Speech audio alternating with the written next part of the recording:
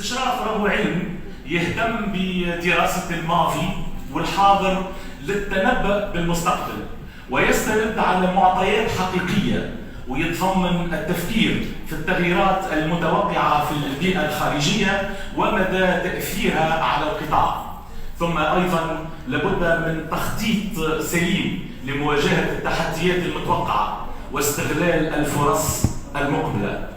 التخطيط الاستراتيجي يحتاج أيضا إلى أفراد قادرين على التفكير الاستراتيجي وتقديم رؤى وحلول عملية لإصلاح هذا الواقع بعيدا عن كل تشوش. هناك حلول عملية لإصلاح عدالة الإجهاد وتطويرها. أولها إصلاحات ذاتية تنطلق من الذات، منا احنا من داخل. على مستوى الفرد، أولا التركيز على التكوين، والتكوين أشمل بكثير من التعليم. ونظامنا التعليمي التونسي للأسف منذ التحاقنا بالتعليم الابتدائي إلى الثانوي إلى العالي كان يركز فقط على تكوين عقلية الشخص، وحتى في مستوى تخصصنا في المجال القانوني تكوين قانوني فقط. لكن التكوين لابد أن يتجاوز تكوين العقلية إلى مستوى تكوين الشخصية، ولابد لعبد الإجهاد اليوم أنه يفهم أنه شريك في هذا الوطن، وأنه مسؤول عن صياغة القوانين وعن مستقبل وعن رؤية استشرافية لقوانين البلد، وأن تكون له شخصية متكاملة في نحت مجتمع القانون الذي نتحدث عنه. فلا بد من تكوين عضو الإجهاد اليوم تكوينا متكاملا، وفيه الانفتاح وليس الانغلاق فقط على مكاتبنا وأعمالنا واختصاصاتنا. لابد لعبد الإجهاد أن ينفتح اليوم على محيطه، وأن يشارك في الشأن العام، وأن يذهب إلى مرحلة التطوير الذات، ما نسميه اليوم بالسافوار دولينير. احنا نعرف أنه مرحلة لسافوار أو المعارف واللي كنا نقدسها ونهتم بها جدا قد تجاوزتها الأحداث. اليوم الناس الكل عندها الأستاذية، والناس الكل عندها الإجازة والماستر والدكتوراه، وقفة الشهايد وحدها اليوم ما عادش تكفي. فمرحلة السافوار ذهبنا بها إلى مرحلة السافوار فير اللي هي بالعربي المهارات. فنحن نحتاج إلى عبد الإجهاد ماهر، والمهارة تتجاوز لسافوار المعارف.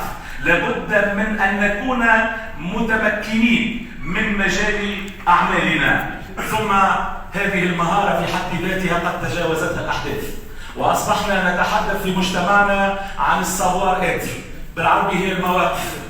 وما أحوجنا إلى عبد الإجهاد له من المواقف والقدرة على أن يصدع بالحقيقة أمام أي كان من صورة الإشراف ومن قضاة ومن محامين ومن مكونات المجتمع المدني ومجتمع سياسي وغيره. فلا بد من وجود لعبد الإجهاد هذا في مجتمعه من خلال السافوار أو تكوين الشخصية بتاعه اللي تعطيه هذه المواقف. وتطورت أيضا المسألة من مرحلة للسافوار فير للسافوار إتر إلى مرحلة أهم، وهي السافوار ديفينير، واللي هو بالعربي التطور الذاتي. التطور الذاتي أنه اليوم فرق بين عبد الإجهاد جاته فرصة باش يحدث في المنطقة هذا، وعبد الإجهاد آخر بقى في بيروه يكتب في عقد. فنحضر اليوم حتى ولو ما استفادش بالكثير فسيستفيد بالتأكيد بالقليل. وحتى في هذا اللقاء والملتقى وتبادل الأفكار والآراء فلا بد أن نستشرف مستقبلنا من خلال نوسيون جديدة يلزم تكون حاضرة في أذهاننا، وهي التطور الذاتي. إلى جانب مسألة مهمة في أعمالنا في إطار الإصلاحات الذاتية هو احترام القانون أولا واحترام القانون ثانيا وأخيرا. فلا يمكن لعبد الإجهاد وهو رجل القانون أن يسمح بمخالفة القانون في محضره وفي مكتبه، ولا بد أن نفهم بأننا رجال قانون بامتياز، وأننا مطالبين باحترام القانون بل بفرض هذا القانون. أما على المستوى الجماعي فنحتاج اليوم وما أحوجنا إلى مزيد من التنظم الهيكلي في مستوى هياكلنا جهويا ووطنيا. لابد أن نشعر أن نعمق هذا الشعور الجماعي بالانتماء لهياكل القطاع وتحمل المسؤوليات فيها، وهذا واجب فردي لكل عضو الإشهاد فينا. ثم المشاركة، نوسيون المشاركة قاعدة تغيب عن عدد هام من زملائنا عضو الإشهاد، لا يشاركون في شيء، لا في رأي ولا في مقترح ولا يهمهم الشأن العام للمهنة. فلا بد اليوم من أن نفهم بأن استشراف مستقبلنا يقوم بالأساس على تحمل المسؤوليات والمشاركة فيها، ثم الانضباط للمجموعة وتجاوز الانغلاق عن الرأي الفردي. فقد أضعنا الكثير من الوقت داخل هياكلنا وداخل قطاعنا بسبب عدد قليل من الأفراد تمسكوا بآرائهم وانغلقوا عليها ولم ينفتحوا على المجموعة وعلى الأغلبية. كنت منهم، ولكن علينا أن نفتح أبصارنا وأن نستمع للغير وللرأي الآخر، وأن ننكر ذواتنا، وأن نذهب إلى نكران الذات من أجل مصلحة المجموعة. ثم التخطيط ورسم الرؤى وضبط برامج واضحة. فغرفنا وهياكلنا وجمعياتنا ليست لها هذه التقاليد، ترشحات فردية، صرنا ترشحات على القوائم مع ضرورة ضبط برنامج مستقبلي واضح لهياكل هذه المهنة. ثم ضرورة الانخراط في الحياة العامة وتأسيس صداقات مع المحيط. من المهم لعضو الإشهاد اليوم أن تجمعوا صداقات مع جهات أخرى. أن أتشرف بصداقتي اليوم لشخص في صفته كحافظ ملكية عقارية أو كقاضي أو كعدل منفذ أو كمحامي، وهناك تكامل بين هذه القطاعات، فلا بد من صنع صداقات. وعمره طويل. مرحبا بسيد حافظ الملكية العقارية، فليتفضل سيدي حكم. مرحبا بك. شفت انا شميت ريحتك من غادي، قلت ان شاء الله تكون عندي صداقه سيدي حكومه او حافظ الملكية العقارية. ويشرفنا أن عضو الإشهاد يهز تليفون ويشاور مسؤول في إدارة الملكية العقارية ومسؤول في إدارة الملكية العقارية يهز ويشاور عضو الإشهاد وقاضي كيف. وهذا راهو دورنا في التكامل مع بعضنا، ونحن في حاجة اليوم إلى تأسيس هذه الصداقات مع المحيط ومع النواب ومع البرلمان ومع سلطة الإشراف والقضاة والوزارات ومع محيطنا الخارجي. استشراف مستقبل قطاعنا يكون انطلاقا من حاضره. حاضر المهنة اليوم يقول بأن عقد الإشهاد قانونا يحمل صفة المأمور العمومي، وهو مختص في تحرير كل العقود والاتفاقات، لكن التي يرغب الأشخاص أو السلطات في إثباتها بحجة رسمية. الحجة الرسمية هنا هي وسيلة إثبات اختيارية، وهنا المشكلة.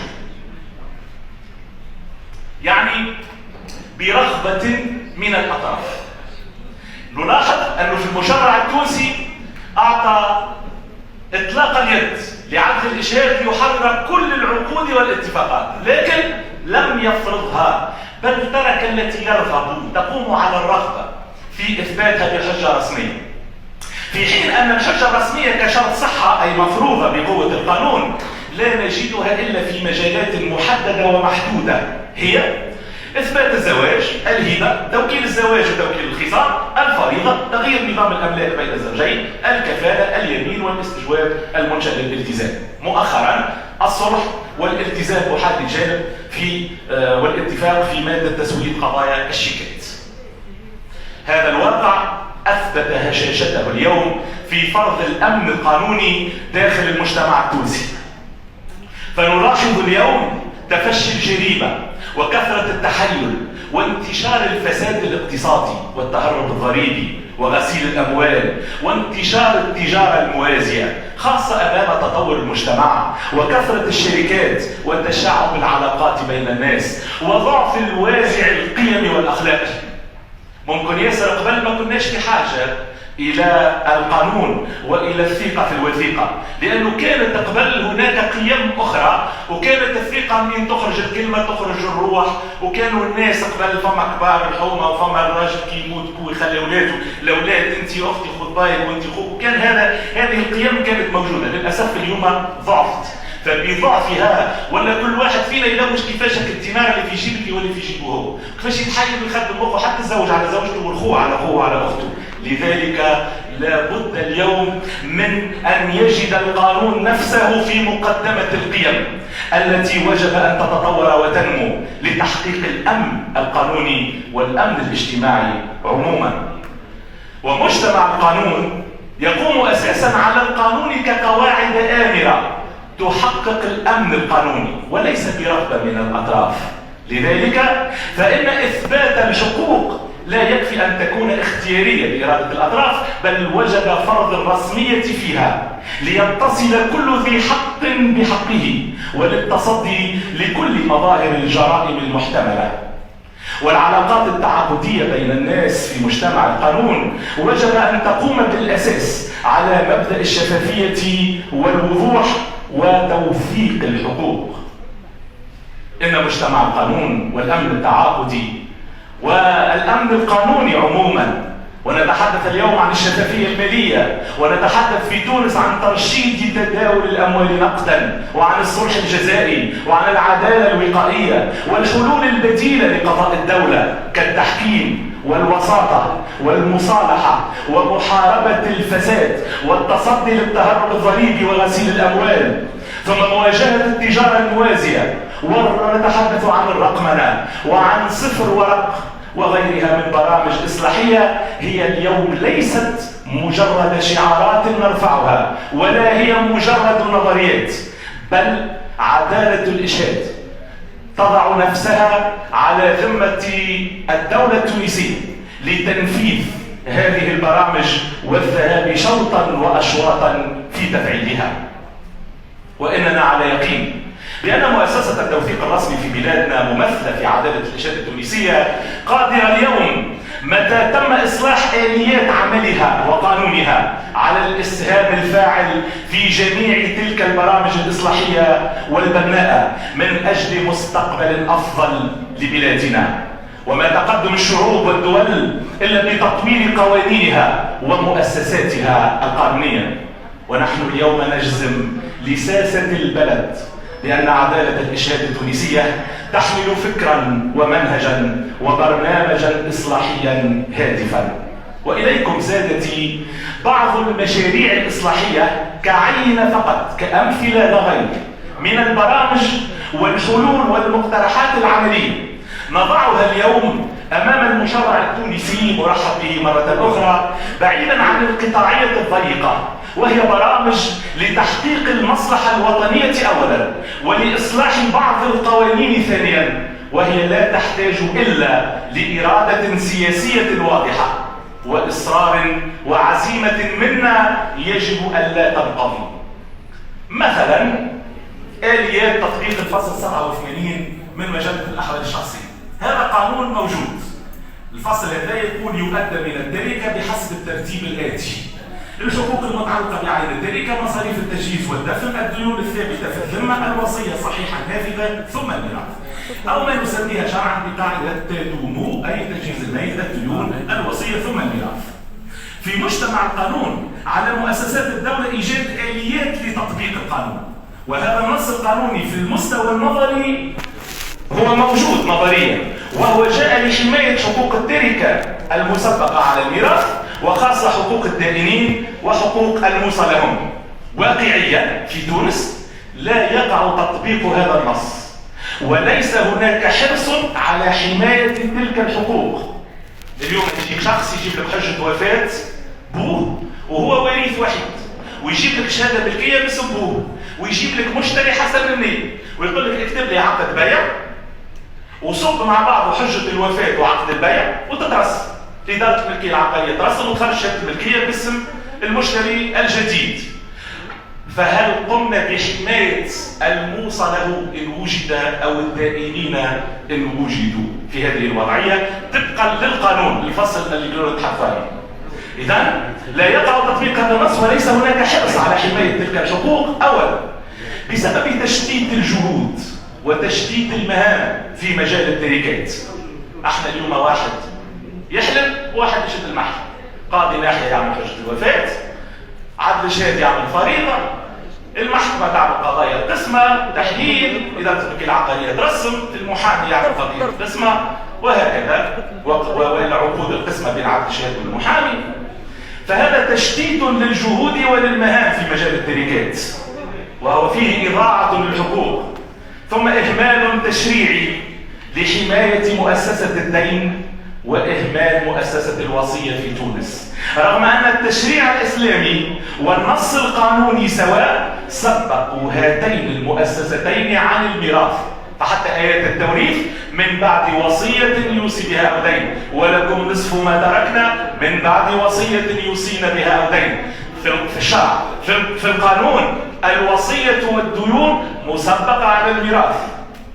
عدالة الإشهاد التونسية اليوم تطرح هذا الإشكال وتطالب بضمان حقوق الدائنين وضمان حقوق الموصى لهم.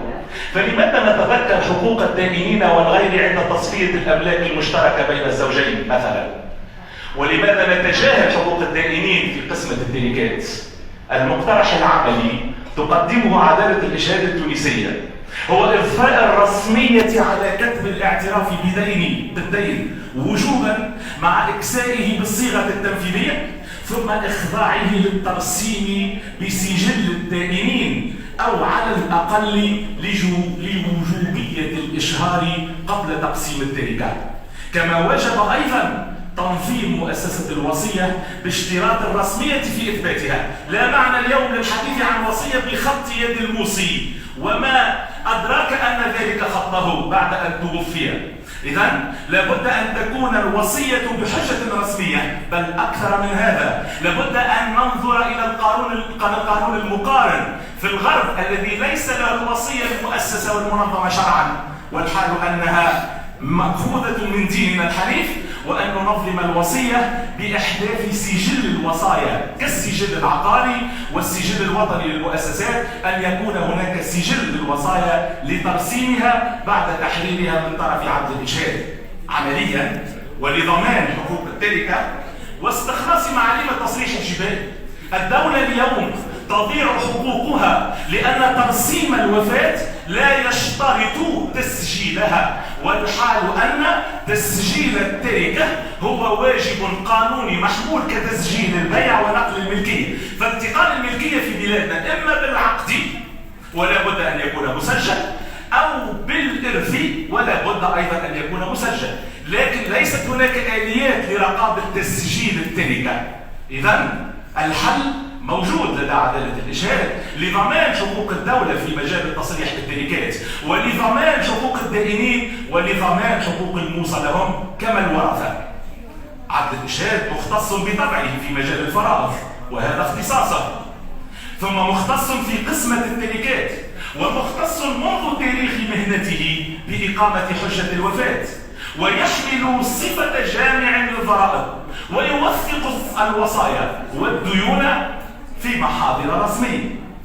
فقد وجب إذن اليوم التأسيس في إطار استشرافنا للمستقبل لتوحيد وتجميع كل ما يتعلق بالتركة وتنظيمها لدى جهة واحدة مختصة، ولن تكون هذه الجهة أفضل من عدل الإشهاد الذي يمكنه واقعا وقانونا إقامة حجة الوفاة والوقوف على مدى وجود موصى لهم بالاطلاع على سجل الوصايا المقترح إحداثه من طرفنا، والوقوف على مدى وجود دائنين إما بالاطلاع على سجل الدائنين إن وجد أو عن طريق الإشهارات القانونية، وليتولى أيضا تسجيل التصريح بالتركة على نفقة متحمليها طبقا لقانون تسجيل العقود، ثم يتولى عقد الإشهاد ذات أعمال الفريضة وترسيمها وإتمام قسمة التركة متى كانت رضائية، أو توجيههم فيما بعد للقضاء متى كانت قضائية.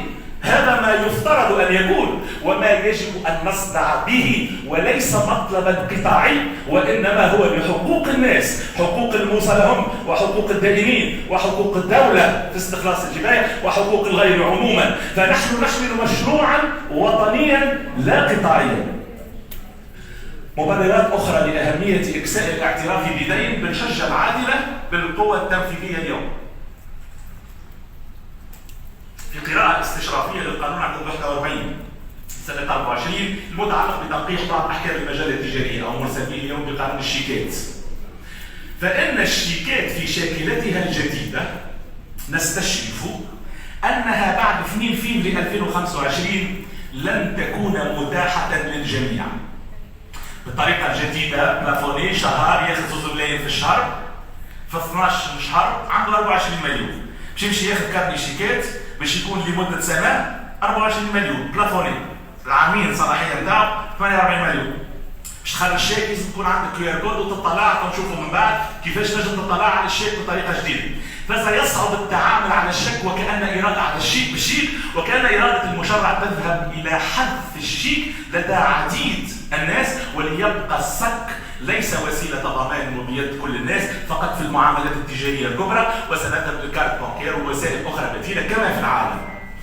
فالشيكات إذن لن تكون متاحة للجميع، ولن يمكن استعمالها مسبقا كوسيلة ضمان لما في ذلك من تتبعات ليس فقط في حق الساحب، بل أيضا ستصبح المستفيد مشارك في هذه الجريمة متى تسلم صك دون الاطلاع على البلاتفورم، على التطبيق.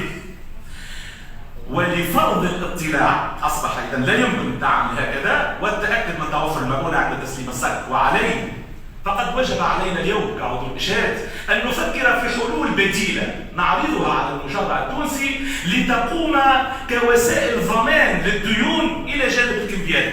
فالكمبيالة لوحدها ستكون قاصرة على ضمان حقوق الدائنين، والمشرع بالذهاب للحد من مجال تدخل الشيك لابد أن يجد حلولا أخرى. ونحن هنا اليوم لنستشرف مستقبلنا ونقترح الحلول.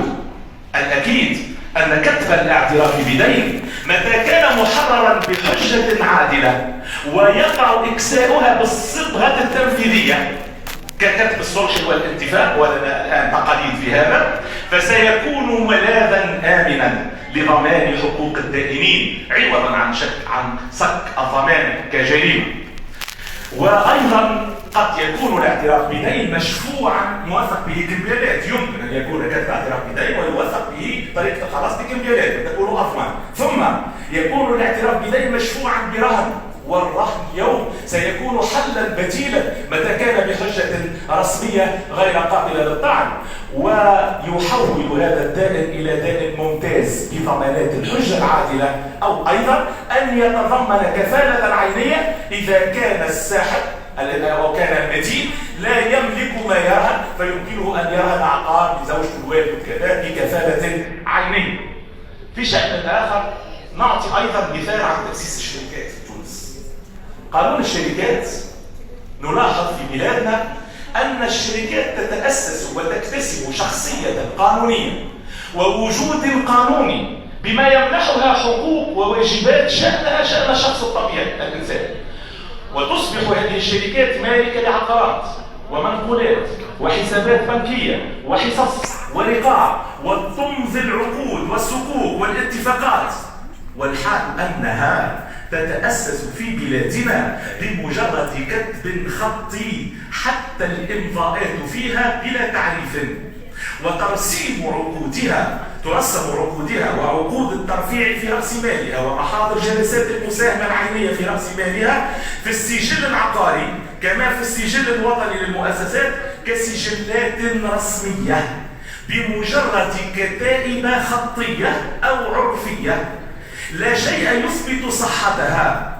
ولا يمكننا اليوم في تونس أن نفرق بين صحة وجود هذه الشركات من عدمه أمام انتشار عدد هام في بلادنا من الشركات الوهمية ورؤوس الأموال الوهمية. وقد جاء بالفصل الثالث من مجلة الشركات التجارية والذي يجب أن يقع توقيعه اليوم: يكون عقد الشركة عدا شركة المحاصة بكتب خطي أو بحجة رسمية، ونصدق الكتب الخطي على الحجة الرسمية في بلد يحترم نفسه للأسف الشديد. وإذا كانت من بين المساهمات حصص عينية تتعلق بعقار في الفقرة الثانية من هذا الفصل، يجب أن يحرر طبقا للتشريع الجاري بالعمل وإلا عد باطل، يعني فصل 377. يعني إذا كانت مساهمة عينية يجب أن يحرر عقد الشركة إذا كانت مساهمة عينية بواسطة عقد الإشهاد أو محامي غير متمرن.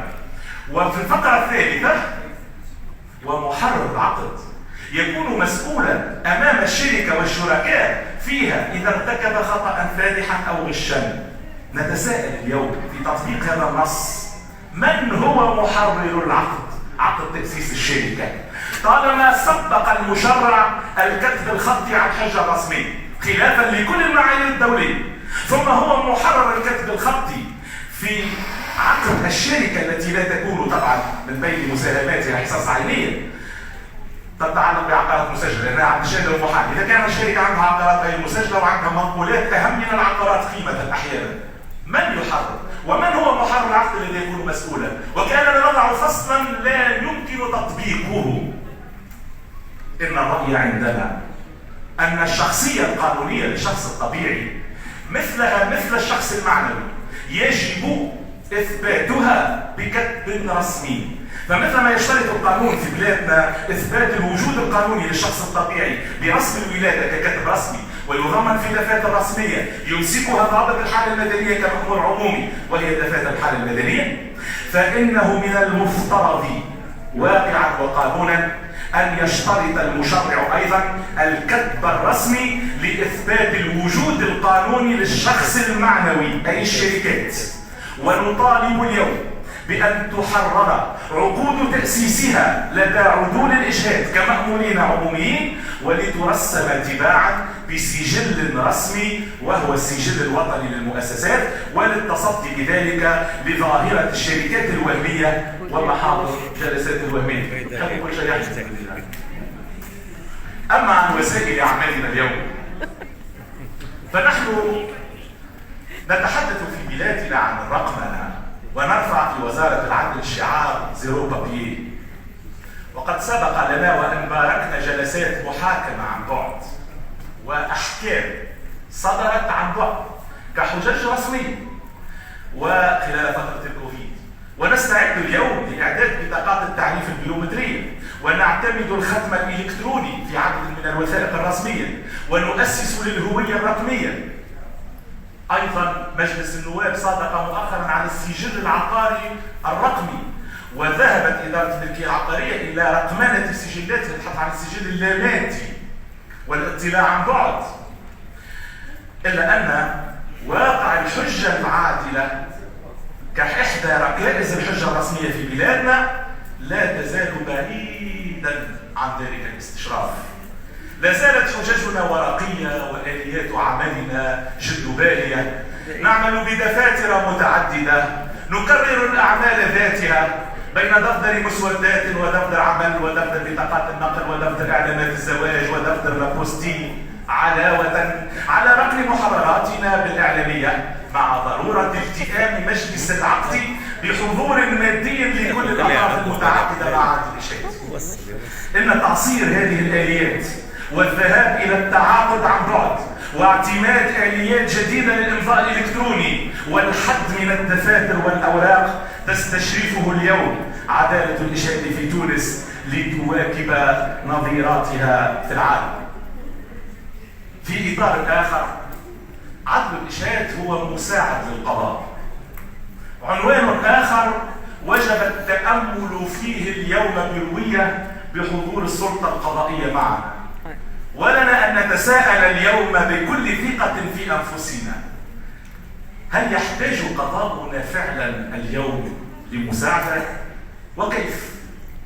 وهل أن عدل الإشهاد وهو يحمل صفة مساعد القضاء قد يقوم اليوم بفعله في مساعدة القضاء فعلا؟ السؤال أهم من الجواب. فصحيح أن وسائل الإثبات التي يختص عدل الإشهاد في إقامتها هي إحدى آليات مساعدة القضاء ليقوم الحكم صحيحا، لكن ليس فقط، ولا يكفي ذلك لنقول بأننا مساعد قضاء. القضاء يا سادتي يحتاج اليوم إلى من يخفف عنه بحق أعباء وأعداء. القضاء في البلد مثقل كاهله بملفات ومهام وأعمال إضافية، أو ربما نجد أن القضاء قد أسندت له أحيانا مهام لا علاقة لها بوظيفة القضاء. فلماذا القضاء مثلا يختص بإقامة حجج الوفيات؟ ولماذا نثقل كاهل قضاة النواحي بهذه الأعمال؟ حجة الوفاة ليست حكما قضائيا، وإقامة الوفاة لا علاقة لها بالوظيفة القضائية المحددة في الدستور التونسي الحالي. فحجة الوفاة لا تصنف لا ضمن القضاء العدلي ولا ضمن القضاء المالي ولا ضمن القضاء الإداري. حجة الوفاة هي وسيلة إثبات بها نحدد قائمة الورثة بشهادة الشهود. شأنها شأن ضبط المخلف الذي هو وسيلة إثبات قائمة التركة، وجميعها لإثبات أركان الإرث لتوزيع التركة المحددة صلب ضبط المخلف على الورثة المحددة قائمتهم صلب حجة الوفاة، من أجل تحرير الفريضة التي تحدد مناب كل وارث في التركة. وحيث يفترض أن يختص عدل الإشهاد في جميع ذلك، فإقامة حجة الوفاة هي أقرب إلى اختصاص عدل الإشهاد من أن تكون من اختصاص القضاء، وهي فعلا من اختصاصاتنا التي سلبت منا بلا مبرر. ولا بد من استشراف قانون يعدل الأوتار ويرجع هذا الاختصاص لأصحابه ويخفف العبء عن القضاء فعلا. علاوة على ذلك نستشرف اليوم اتفاقيات جديدة بين الأطراف والتي تقوم بينهم مقام الحكم، باعتبار أن العقد أو الاتفاق هو شريعة المتعاقدين ومصدره سلطان الإرادة وليس إرادة السلطان. من ذلك نذكر مثلا اتفاقية التحكيم واتفاقية الوساطة واتفاقية وكتب الصلح، كما نذكر أيضا اتفاقية الطلاق الرضائي التي تضمن في حجة عادلة وتنفذ بإذن دون ضرورة المرور بأروقة المحاكم. بمثل هذه الأعمال والاختصاصات متى أسندت لعدل الإشهاد يمكن الجزم حينها بأننا فعلا نساعد القضاء. نستشرف كذلك إصلاح مؤسسة العقد، ونتحدث عن الحجة العادلة في تونس وهي تواجه عقود الإذعان بالمئات والآلاف، والتي تحرر من جهة واحدة ويمضيها الطرف الثاني دون وعي منه أو فهم لمحتواها ولا من يقرأها عليه أو يفسر لنا محتواه أو أدنى اختيار منه، كعقد القرض البنكي. يطير فرحان عنده قرض وافق صح في أقرب 30 ما يعرفش هو فيه عقد من عقود الإذعان، عقد الليزينج الإيجار المالي. وتحدث رئيس الدولة عن خطورة هذه العقود. الحجة العادلة لها من الشفافية والضمانة لحقوق المتعاقدين قبل إمضائها. الحجة العادلة أيضا تواجه اليوم الكتب الخطي أو الكتب العرفي الذي يحرر بلا ضمانات وقد يتحول أحيانا إلى وسيلة للتحيز وانتحال الصفة والتهرب الضريبي. لابد أيضا من الحد من مجال تدخل الكتب الخطي الذي تغول في البلاد أو ما نسميه بالكتب العرفي لفائدة الحجة الرسمية، وذلك بمنح هذه الأخيرة أي الحجة الرسمية أحد أهم ركائزها وهي القوة التنفيذية لتتميز عن هذا الكتب الخطي.